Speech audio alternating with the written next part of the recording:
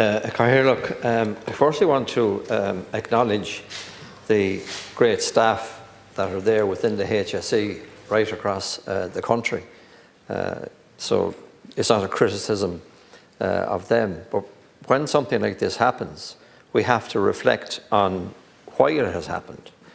I also want to acknowledge the work being undertaken by the new Minister and Minister of State, and I appreciate their commitment to getting things right and to the reform that is necessary. But that commitment is going to be tested, because in a lot of the contributions to this debate, members refer to the systemic failure. There wasn't a systemic failure. People failed. And they failed the young children of this country because nobody was prepared to shout loud enough to stop what was going on. Non-medical metal springs being used is just outrageous. If it was used on one child, 10, or whatever the number might be, the fact that it might be a small number makes no difference. It happened. It was allowed to happen, and nobody cried stop. Without the whistleblower, where would we be? So once again, we're at a point where, like many, many other cases, systemic failure is being blamed, communications, a whistleblower comes forward, and I wonder how that whistleblower is going to be penalised, because that is the way the HSE and the system operates. And we're having another debate here tomorrow, or Thursday rather, and again, it's the same system, it's the same reasons, and nobody is mentioning sanctions or people or exposing the truth. So when the audit is completed, I would like to see that audit published fully, without redactions, and dealing with the issues with less of the padding that goes with all of these reports. HICWA found that the controls in place within CHI for the management of end-to-end processes did not provide adequate safeguards. I mean, that's a truly shocking statement. Like, we can become numb in this House in terms of what is being said and how it's being said. We have to keep on checking ourselves that it is people we're talking about, it's young children we're talking about. And Minister, I don't doubt your credentials and what you want to achieve, but in your opening remarks on this debate, you say, you address the issue of communication. And I want to ask, how many of the children that have autism, how many of those children and their families that can't access proper services, how many of them were contacted?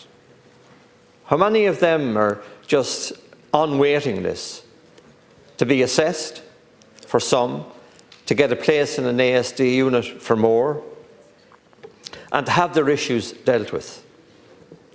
If I was to judge from my own constituency of Carlow-Kilkenny, I would say that there is a shocking number of young children involved in this, and that they're not being communicated with, they're not getting the services. And what I don't want to take from the debate here this evening about CHI, I just want to say to you that it is the same. It is the very, very same in terms of those with autism.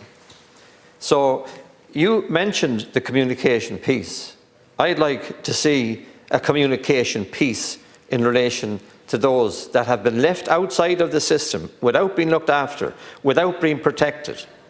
And I would like to know that they will be protected in the future, and that they will get the services not in the future but now.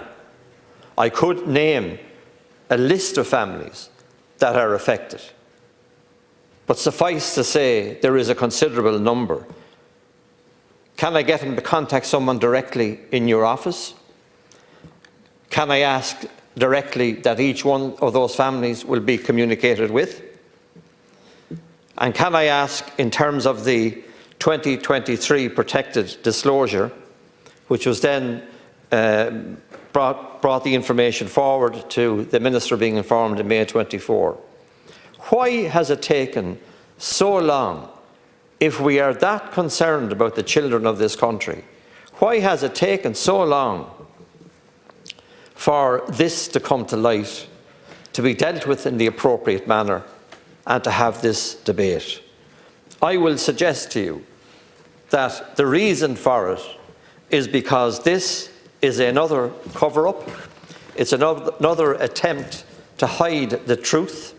It's another attempt to allow the department, the CHI, to put some narrative out there and to fail to deliver again in terms of the audit. I hope that I'm wrong. I hope that there is a new day, a new departure. But I doubt it very much, because the culture within CHI and the HSE is so corrupt that they first set out not to deal with the issues, but to cover up the truth. And that is a fact borne out by many, many reports. And I'm saying it to you again, that shortly there will be the ongoing scandal of those children with autism not being supported.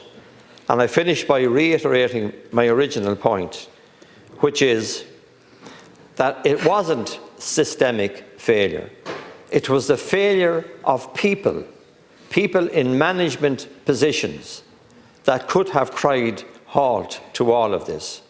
And we may get some satisfaction out of airing our views in this House, but I will not be satisfied until I see someone accepting responsibility for the failures to deal with this issue and the many other issues facing the children of this country.